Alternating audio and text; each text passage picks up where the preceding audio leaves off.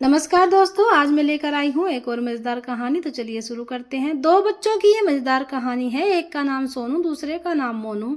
दोनों सगे भाई, एक 8 साल का और दूसरा 6 साल का। वैसे तो बचपन में हर कोई शरारती होता है, लेकिन इन दोनों ने तो इस काम में पीएचडी हासिल कर रखी थी। हर दिन कुछ न कुछ नई शरारत, नए हंगामे करते रहते।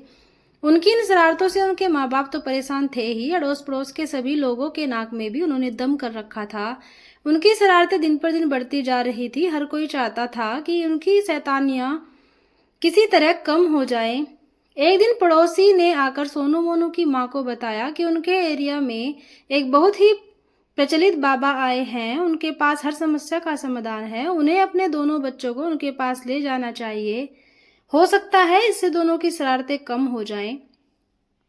सोनू मोनू की माँ को यह सुझाव बहुत ही अच्छा लगा। उन्होंने अगले दिन उस बाबा के पास अपने बच्चों को ले जाने का सोचा, लेकिन उनके मन में यह विचार भी आया कि अगर दोनों को साथ में ले गई तो दोनों वहां भी कुछ शरारत कर देंगे और हो सकता है बाबा को गुस्सा आ जाए। इसलिए वह एक एक करके दोनों को बाबा के पास लेकर जाएगी।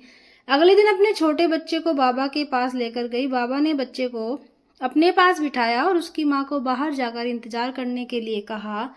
बाबा बड़े प्यार से बच्चे के साथ बात करने लगे। बाबा ने बच्चे से सवाल किया कि क्या तुम जानते हो भगवान कहाँ है? अगर जानते हो तो मुझे बताओ। बच्चा कुछ भी नहीं बोला और बाबा को बस देखता रहा। बाबा ने कई बार यह सवाल दोहराया, लेकिन बच्चा मुंह ही नहीं खोल रहा था। बच्चा कोई भी प्रतिक्रिया नहीं दे रहा था, इसलिए बाबा को भी थोड़ा गुस्सा आ गया और अब उन्होंने थोड़ी तेज आवाज में बच्चे से पूछा, क्या तुम्हें सुनाई नहीं देता मैं क्या पूछ रहा हूँ? बोलो भगवान कहाँ है? बाबा को गुस्सा करता देख बच्चा वहां से उठ खड़ा हुआ और सीधा भागते हुए अपने घर जा पहुंचा।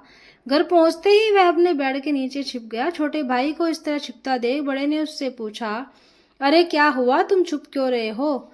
छोटे भाई ने बड़े भाई से कहा कि तुम भी छुप जाओ, इस बार बहुत ही बड़ी मुसीबत हो गई है। क्या हुआ यह तो बताओ पहले। बड़े भाई ने भी बेड के नीचे छुपते हुए पूछा।